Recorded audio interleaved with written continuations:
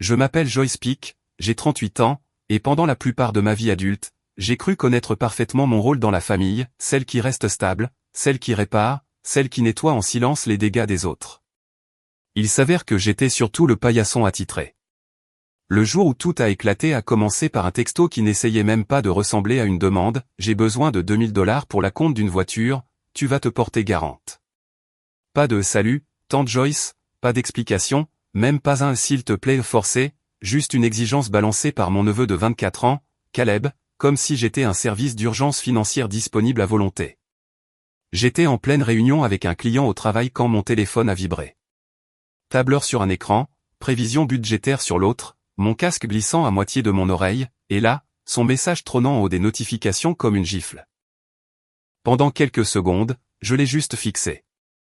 Ma réaction automatique est arrivée en premier, cette montée d'étouffement, ce réflexe de culpabilité, cette envie de réparer, d'arrondir les angles, de m'assurer que tout le monde allait bien, même si cela me brisait un peu plus. Mais sous tout ça brûlait une colère sourde, patiente, qui mijotait depuis des années. Parce que Caleb n'était pas n'importe quel jeune homme de 24 ans, c'était le fils unique de mon frère Todd. Et si vous le rencontriez, vous auriez l'impression qu'il a été élevé par des loups avec accès au Wi-Fi et au shopping de luxe en ligne. Sa façon de parler aux gens, son arrogance, sa conviction que la vie devait lui offrir ce qu'il n'avait jamais essayé de mériter, tout chez lui donnait l'impression qu'il avait sauté l'étape où l'on devient un être humain décent. Et ce n'était pas un accident. Todd l'avait laissé devenir ainsi. Todd était de ces pères persuadés que être cool signifie ne pas faire de parentalité. Il laissait Caleb tout faire pendant qu'il se contentait du strict minimum, pas de corvée, pas de couvre-feu, aucune conséquence. Caleb n'avait jamais eu de petit boulot, n'avait jamais entendu le mot au nom, mais il avait toujours de belles baskets, le dernier iPhone et une attitude comme si le monde lui devait des intérêts.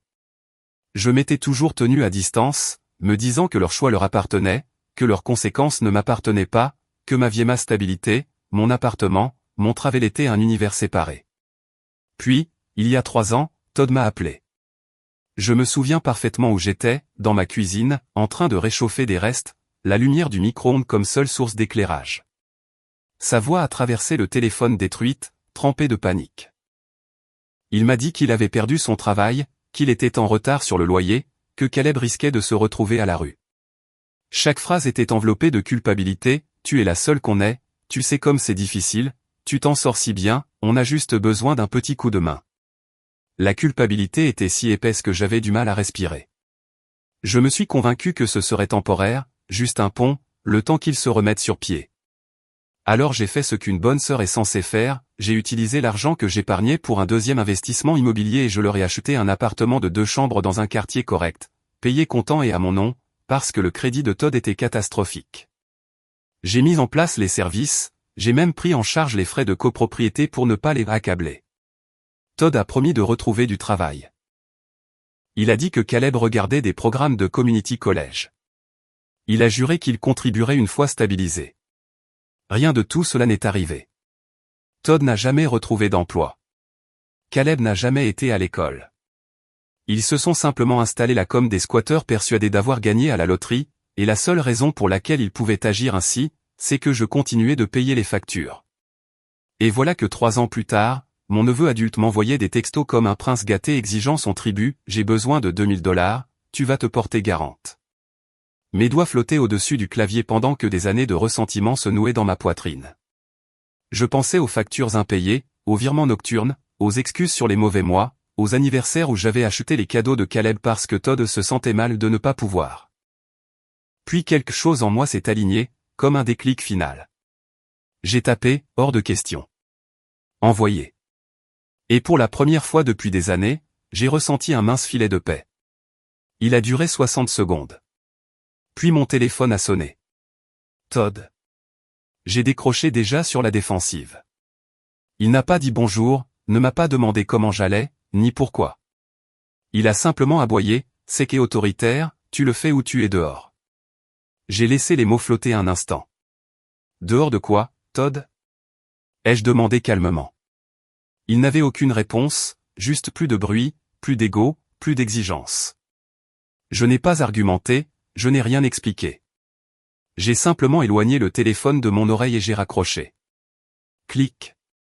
Ce soir-là, Je me suis servi un verre de vin et je me suis installé à la table avec mon ordinateur ouvert. J'ai d'abord fixé les pages de connexion, gaz, électricité, aux 3 onglets d'obligations.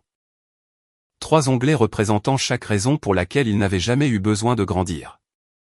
Mon cœur battait vite, mais mes mains étaient stables. J'ai commencé par l'électricité, défilement, résilier le service, confirmer, puis le gaz, puis l'eau. Chaque email de confirmation tombait dans ma boîte comme un verdict discret. Pas d'avertissement, pas de délai, pas de rappel poli. Juste assez. Le lendemain matin, à 9h02 précise, ma messagerie vocale a explosé. Todd en premier, furieux, insultant, hurlant que je l'avais trahi. Puis Caleb, me traitant de toxique et disant que j'avais ruiné sa vie et celle de sa copine. Puis Sierra, la copine de Caleb qui avait apparemment emménagé là sans jamais m'adresser la parole, me criant dessus au sujet de droits des locataires et de coupures illégales comme si elle avait fait une école de droit version TikTok. Je n'ai pas réécouté les messages. Je n'ai pas répondu. J'ai bloqué les 3, téléphone, texto, réseau. Et le silence est tombé. Un silence étrange, lourd, plus proche de la pause entre 2 coups de tonnerre que d'une véritable paix.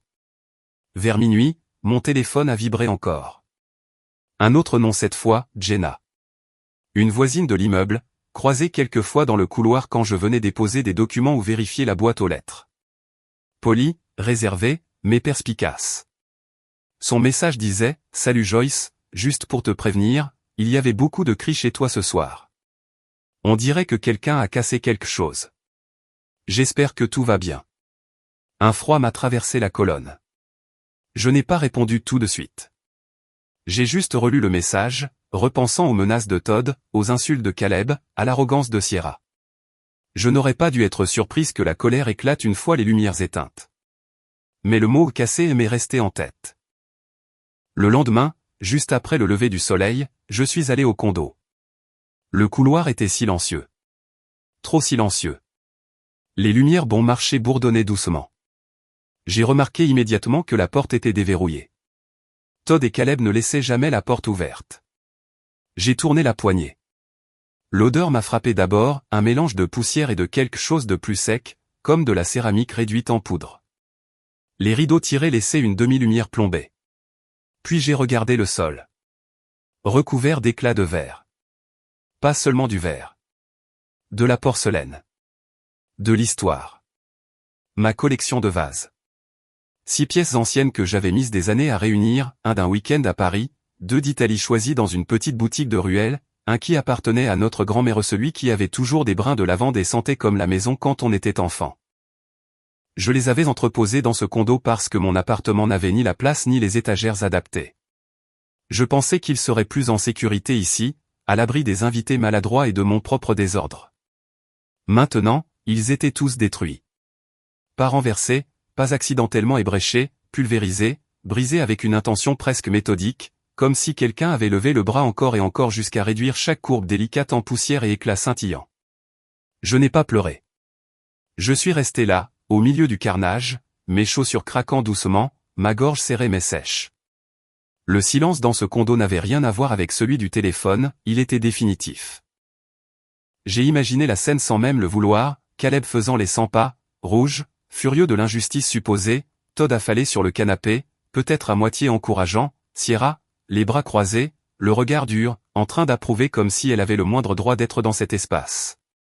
Et soudain, comme un rideau qu'on soulève, la vérité s'est imposée. Ils pensaient que cet endroit était à eux, que ce condo, l'électricité, l'eau, les meubles, le toit. Ils pensaient qu'ils en étaient propriétaires. Ils pensaient que je n'étais que la commanditaire en arrière-plan.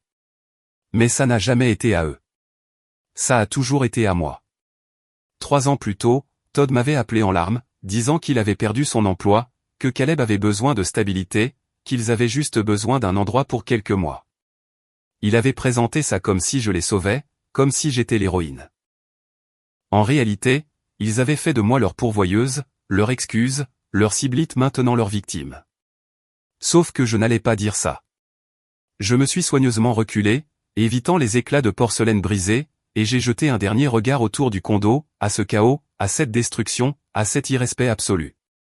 La douleur de voir le vase de ma grand-mère réduit en miettes m'a brûlé un instant, mais dessous quelque chose d'autre a germé, une résolution dure, nette comme du cristal. Il pensait m'avoir enfin remise à ma place, sans comprendre que je venais justement de décider de les remettre à la leur, et que le geste que j'allais faire allait tout changer. Le lendemain matin, après avoir découvert l'appartement en ruine, le monde paraissait différent, ni plus bruyant ni plus silencieux, juste plus aiguisé, comme si chaque son avait maintenant des arêtes. En rentrant, mon esprit repassait en boucle l'image du vase lavande écrasé comme de la craie, des pièces italiennes peintes à la main réduites en poussière scintillante, du vase de Paris autrefois posé sur ma cheminée, maintenant en éclat trop petit pour refléter la lumière. Ce n'étaient pas de simples objets, c'étaient les derniers fragments d'une vie que j'avais construite seule, des trésors pour lesquels j'avais économisé, voyagé, travaillé des heures interminables, des pièces symbolisant des instants de paix et de joie, détruites sans la moindre hésitation. À la maison, je suis allé droit à mon bureau, je me suis assise et j'ai ouvert mon ordinateur. Pendant des années, je m'étais maintenu dans un entre-deux, trop effrayé pour couper définitivement les ponts avec Todd et Caleb, trop épuisé pour continuer à les soutenir. Mais me tenir au milieu de ces ruines avait brisé quelque chose pour de bon. Plus de zones grises, plus de demi-mesures, plus de seconde chance. La ligne était tracée. Je me suis reconnecté au compte des services, non pas pour rétablir quoi que ce soit, mais pour rendre tout définitif, résiliation permanente, les 3 services d'un coup. Les confirmations sont arrivées l'une après l'autre. Puis j'ai ouvert ma messagerie et saisi un nom que je n'avais plus eu besoin d'utiliser depuis des années, Maître Michael Rowe, l'avocat immobilier qui m'avait aidé à régler un litige durant la pandémie. Mon message était bref, bonjour Michael. J'ai besoin d'une aide immédiate pour une expulsion et un changement de serrure dans un bien que je possède. Il y a aussi des dégradations. Peut-on parler aujourd'hui? Il a répondu en quelques minutes, appelez-moi dans 10 minutes. Je l'ai appelé au bout de 5. Michael n'a pas sursauté ni feint la surprise, il avait sûrement entendu pire mais il a écouté attentivement, posé les bonnes questions, et à la fin de l'appel j'avais un plan et une voix claire. Quand j'ai raccroché, je me suis laissé tomber contre le dossier de ma chaise et j'ai expiré. Pour la première fois depuis des années, j'avais l'impression que ma vie ne m'arrivait plus dessus, mais que je faisais enfin le prochain mouvement, le bon. En fin d'après-midi, j'avais pris rendez-vous avec un serrurier pour le lendemain matin. Michael avait préparé tous les documents nécessaires, y compris l'avis d'expulsion officielle, appuyé par les preuves de propriété et la documentation des dégâts. J'ai tout imprimé et signé. Chaque signature ressemblait à une reprise de pouvoir. Le lendemain à 9 h, j'ai rejoint le serrurier dans le hall du bâtiment. Le couloir portait encore les échos du chaos de la veille, murs éraflés, traces de chaussures sur la porte de l'ascenseur, canette d'énergie vide dans un coin. Le serrurier a travaillé vite, proprement, professionnellement. En 15 minutes, l'ancienne serrure avait disparu, remplacée par un modèle plus solide. Il m'a remis 2 clés fraîchement taillées. J'en ai retourné une dans ma main, la mienne, enfin, totalement. Dès son départ, j'ai scotché l'avis d'expulsion sur la porte, effet immédiat, ainsi que les photos, les horodatages et les documents préparés par mon avocat. Puis j'en ai affiché une copie sur le panneau d'information de la salle du courrier. Todd avait raconté tellement de mensonges que la transparence devenait une nécessité. Que tout le monde voit la vérité, que des témoins existent. En quittant l'immeuble, mon téléphone a vibré, un message de Jenna, la voisine un étage sous eux. Ils sont revenus et hurlent devant la porte. Caleb l'a frappé 2 fois. Ton frère dit qu'il va prendre un avocat. Ça va? J'ai regardé son message, soufflé doucement et répondu, je vais bien. Ne t'inquiète pas pour moi. Sans ajouter la vérité, je me sentais mieux que bien pour la première fois depuis longtemps, je me sentais libre. 2 jours plus tard, Todd a réussi à m'atteindre avec un numéro inconnu. J'ai décroché par curiosité. Pas de salut, pas de tu vas bien, rien. Il s'est lancé dans les accusations, tu n'avais pas le droit. Tu m'as humilié. Tu as rendu mon fils et moi sans abri. J'ai gardé une voix calme, le condo est à moi, Todd. Il l'a toujours été. J'ai payé 3 ans de vos frais, loyer, charges et services. En échange, je n'ai reçu que des objets brisés et un irrespect constant. Il a rétorqué que j'exagérais. J'ai les photos, les factures, l'acte de propriété. Silence avalé. Mais Todd excellait dans l'art de s'entêter même acculé, tu le regretteras, a-t-il craché avant de raccrocher. Je n'ai ressenti ni peur ni colère, seulement du soulagement. En une semaine, la nouvelle s'est répandue dans la famille. Todd inventait des mensonges plus vite qu'il ne respirait, il prétendait avoir acheté le condo, que je l'avais expulsé pour impressionner quelqu'un au travail, que Caleb lançait une entreprise et avait besoin d'espace. Un cirque. Ma cousine Danielle, la plus lucide de tous, m'a appelé, dis-moi que tu n'as pas vraiment payé tout leur logement. Si. Et j'ai toutes les preuves. Long silence, puis elle a murmuré, alors il mérite tout ce qui lui arrive. En 24 heures, la moitié des cousins connaissaient la vérité. Certains restaient neutres, mais la plupart en avaient fini avec Todd. Plusieurs m'ont écrit, tu as fait ce que personne n'osait faire. Ils avaient besoin de cette gifle. Leur soutien n'a pas tout réparé, mais il a solidifié quelque chose en moi. Pendant ce temps, Todd et Caleb ont quitté le condo discrètement. Je ne savais pas où ils étaient partis, et je m'en fichais, car il me restait une dernière étape, vendre l'appartement. Une agente de confiance l'a mis en valeur, ton neutre, lumière douce, linge frais. En 6 jours, 2 offres. Acceptées avant la fin de la semaine. Je pensais que c'était la fin, la clôture dont j'avais eu besoin pendant des années. Mais 2 semaines plus tard, Todd et Caleb ont fait quelque chose que je n'avais pas vu venir, quelque chose qui n'a pas seulement rouvert la blessure, mais a transformé la situation en guerre. La vente aurait dû être l'épilogue, le point final. Pendant 48 heures, tout fut calme. Jusqu'à ce que le premier coup tombe, un jeudi matin, mon manager Evan est apparu à ma porte, l'air inquiet, et m'a conduite à son bureau, où il m'a montré un mail anonyme m'accusant d'avoir tenu des propos sexistes, d'être manipulatrice, toxique, instable. Rien de précis, juste du venin. Une phrase, pourtant, portait leur signature, elle pense être au-dessus de toute responsabilité grâce à son pouvoir financier sur des membres de sa famille. L'enquête interne fut bouclée en 2 jours sans rien contre moi, mais le week-end suivant un avis Google à une étoile est apparu, Joyce Peak est instable, non professionnelle et abusive. On ne devrait jamais lui faire confiance dans un cadre financier. La critique n'est restée en ligne qu'1 heure avant d'être signalée et supprimée, mais pas assez vite pour passer inaperçue. Une collègue s'est glissée vers moi dans la salle de pause, Tu as mis quelqu'un en colère?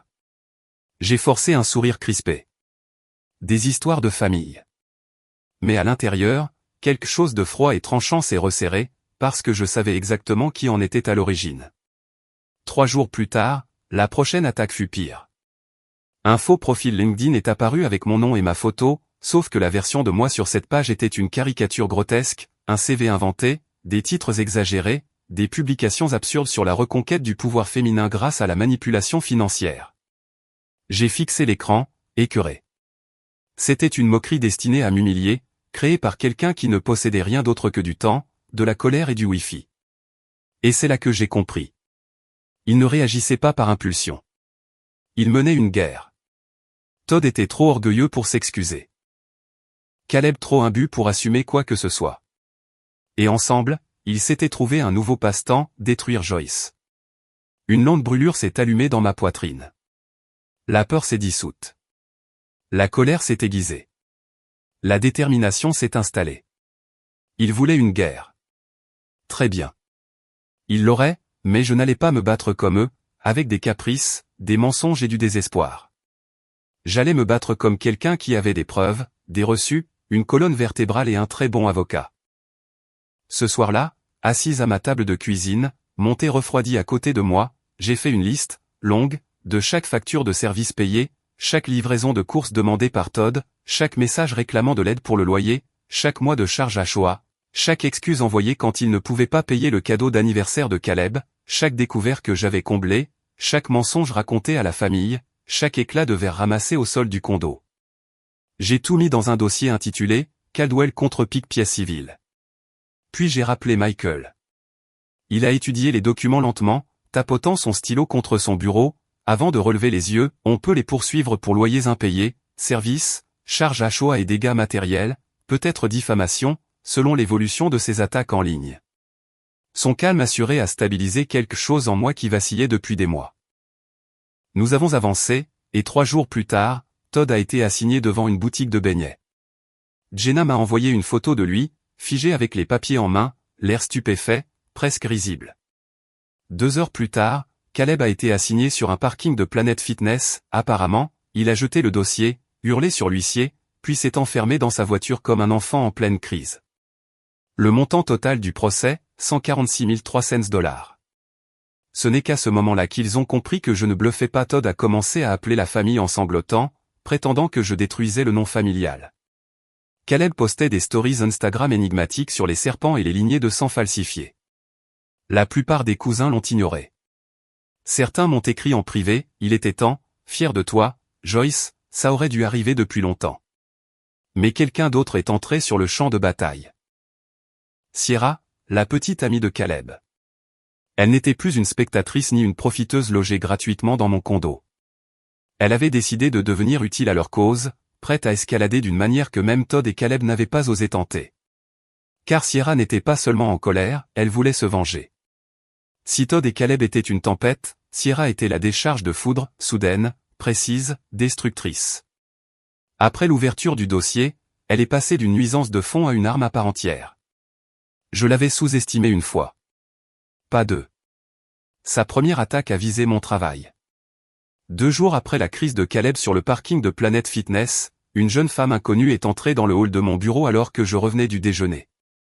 Sac chic, lunettes démesurées, posture forcée de confiance. Elle s'est avancée vers la réception, « Bonjour, je viens voir ma tante, Joyce Peak. » Tante. Ma réceptionniste, habituée à filtrer le chaos avec politesse, est restée perplexe, « Vous avez un rendez-vous ? » Joyce n'a mentionné aucune visite aujourd'hui. Oh, elle ne le ferait pas, a soupiré dramatiquement la femme. Elle est privée. C'est là que la réceptionniste m'a envoyé un texto, « Joyce, tu as une nièce qui s'appelle Sierra ? Elle dit venir te voir. » Mon sang s'est glacé. Sierra, la petite amie qui m'avait hurlé dessus en vocal, qui avait vécu dans mon condo sans payer un seul dollar, celle qui nourrissait l'ego de Caleb comme un animal malade. Elle était venue sur mon lieu de travail. Absolument pas. Je suis entré dans le hall au moment où elle m'a vu, et l'éclat dans ses yeux n'était que calcul. « Oh, bonjour, tante Joyce, dit-elle fort, pour que tout le monde entende. Il faut vraiment qu'on parle de notre situation familiale. » Je n'ai pas mordu à l'hameçon. Non. Tu dois partir. Son sourire s'est étiré, faux, coupant. Très bien, répondit-elle doucement. Mais tes collègues vont adorer ce qu'ils verront bientôt. Elle est sortie sans un mot de plus. Je suis resté là, dans le hall de marbre, le cœur battant lentement, lourd, non de peur mais de fureur, parce que ce n'était pas une menace, c'était un avertissement. Ce soir-là, il est arrivé. Un compte Instagram jetable a tagué mon employeur 3 fois en 20 minutes. Usé, Joyce Spectru-exposed. Le profil n'avait qu'un seul post, un collage de photos de boîtes de nuit avec mon visage grossièrement collé sur des femmes en train de danser, boire, se coller à des inconnus. Ça aurait pu être risible si ce n'était pas si malveillant. La légende disait, feriez-vous confiance à cette femme pour gérer votre argent ? Corrompue menteuse instable. Ils avaient même envoyé le post en DM au compte officiel de l'entreprise. C'était amateur, désespéré, pathétique, mais calculé. Sierra ne réagissait pas sous la colère, elle voulait que je sois viré, humilié, détruite. J'ai capturé chaque post, chaque tag, chaque story, chaque commentaire. Tout est allé dans le dossier de preuve. Et avant même que je ne réfléchisse à mon prochain mouvement, l'univers l'a fait pour moi. Le lendemain matin, l'entreprise d'assurance qui employait Sierra l'a licenciée. Quelqu'un avait transmis son compte fake à son service RH. Je ne sais pas qui, Daniel, Jenna, peut-être un collègue présent dans le hall. Quoi qu'il en soit, la chute de Sierra a commencé très vite. Elle m'a envoyé un texto l'après-midi, « Joyce, s'il te plaît, on peut parler ? Je ne voulais pas que ça aille si loin. Réponds-moi, s'il te plaît. » Je n'ai pas répondu. J'ai transmis le message à mon avocat. Mais Sierra n'avait pas terminé de se brûler. Peu après son renvoi, un message est apparu dans mes demandes, une certaine Lisa. D'abord je n'ai pas reconnu le nom. Puis j'ai ouvert son profil. Elle apparaissait taguée dans d'anciennes photos avec Sierra, soirée, embrassade, verre de vin. Ex-meilleur ami. Le message disait, « Tu ne me connais pas, mais tu dois voir ça. » J'ai ouvert. Des captures d'écran, des dizaines, Sierra se vantant dans des groupes d'amis d'avoir rédigé la fausse plainte RH, écrit la critique Google, créé le compte fake, préparé une contre-accusation affirmant que j'avais exploité la famille financièrement, ruiné la vie de Joyce pour qu'elle apprenne sa leçon.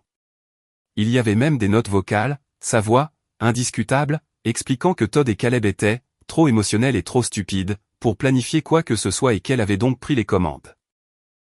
Ma main tremblait, non de peur, mais de la colère glacée de quelqu'un poussé bien au-delà de sa limite. Voilà la bombe. La preuve. La fin de leur crédibilité. J'ai remercié Lisa par un simple message et tout transmis à mon avocat. Presque au même moment, quelqu'un d'autre m'a contacté, ma tante, celle qui avait toujours défendu Todd, celle qui m'avait dit pendant des années de « laisser Todd prendre ce dont il a besoin ». Elle m'a appelé en pleurant, Todd et Caleb sont venus chez moi. Ils sont fauchés, désespérés. Ils m'ont demandé de rester ici. Je les ai renvoyés. J'étais stupéfaite. Elle ne l'avait jamais repoussé, pas une seule fois en 40 ans. Puis elle a dit, j'avais tort, Joyce.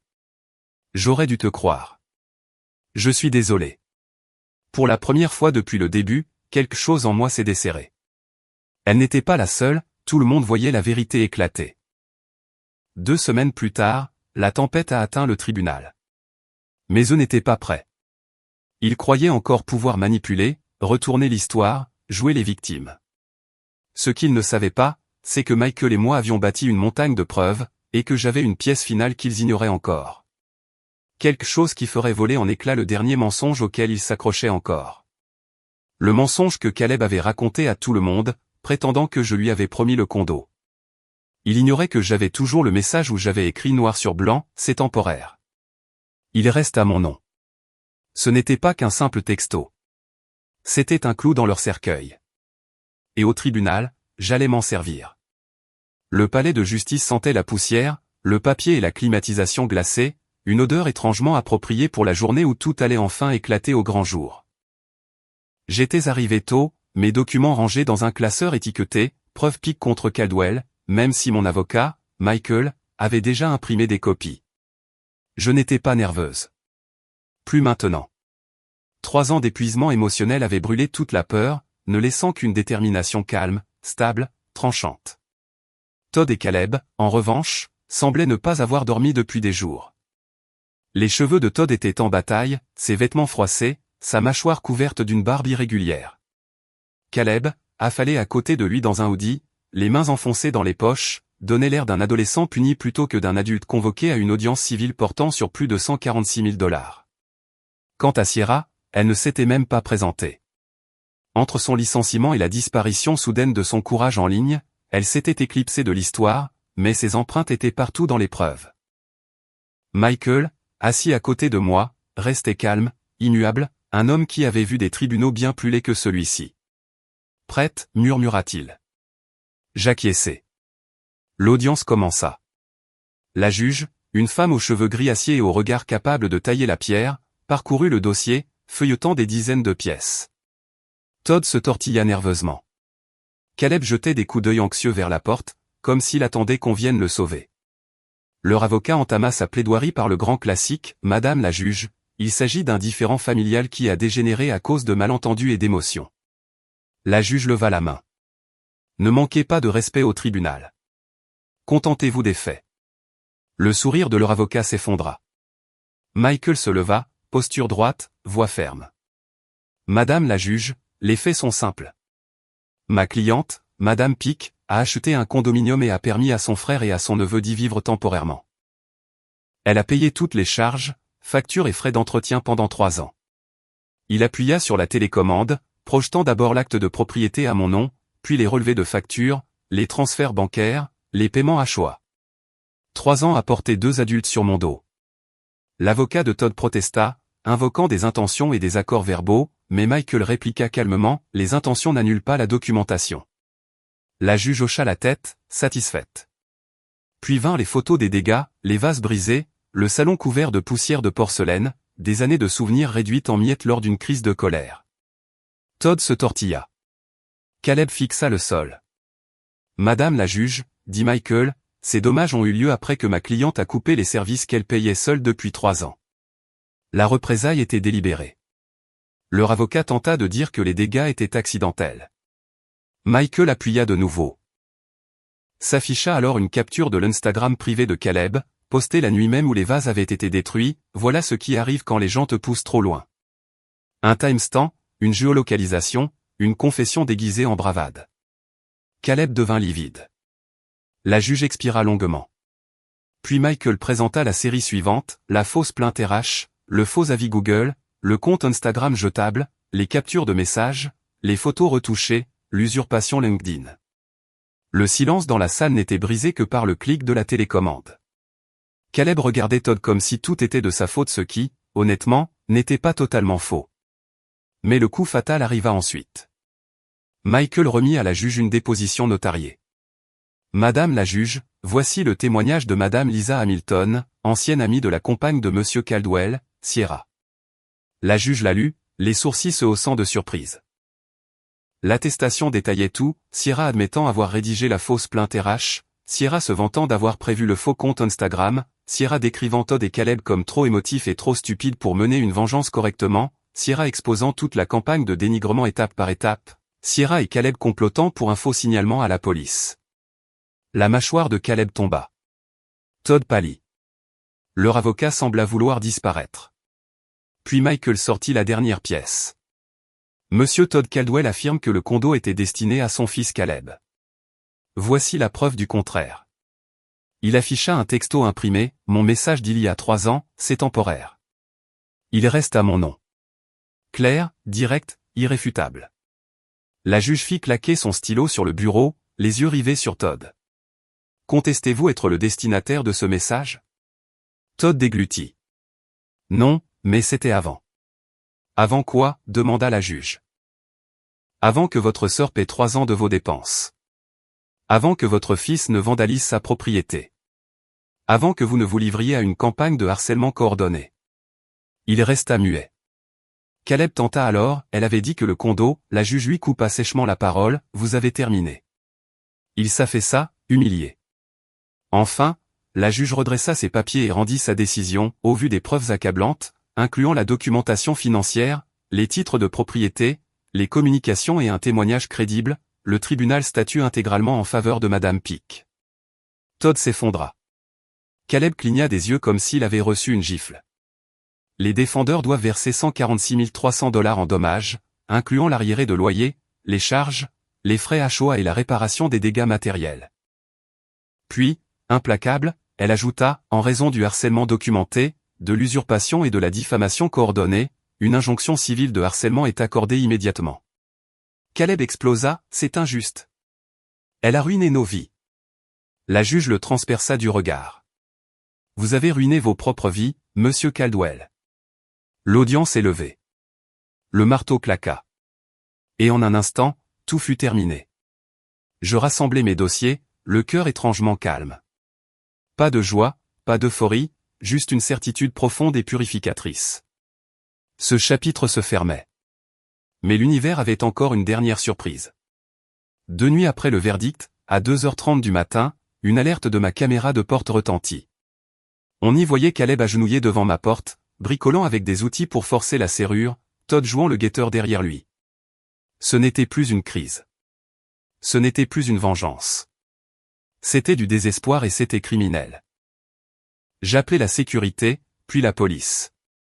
Quand ils arrivèrent, Todd et Caleb étaient toujours là. Ils furent arrêtés pour tentative d'effraction. Je ne portais pas plainte. Je n'en avais pas besoin. La photo d'arrestation parlait d'elle-même. Le week-end suivant, Sierra largua Caleb publiquement sur Instagram. Ma cousine m'envoya des captures d'écran hilars. L'un des textos disait, on dirait la scène du film où les méchants s'écroulent enfin. Elle avait raison. Et il me restait une dernière partie à raconter. Celle où je laissais enfin retomber la poussière et où je choisissais.